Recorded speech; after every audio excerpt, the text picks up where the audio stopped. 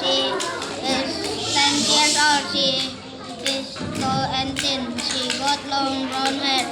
She got brown ears. She can sing and she can swim.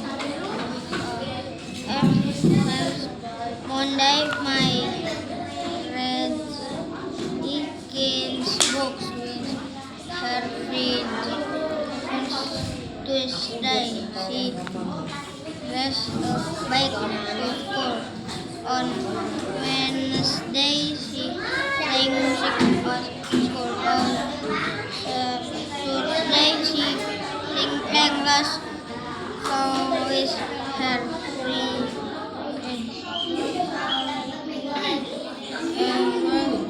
Friday, she cooks eggs at home. My read. Cook egg at home.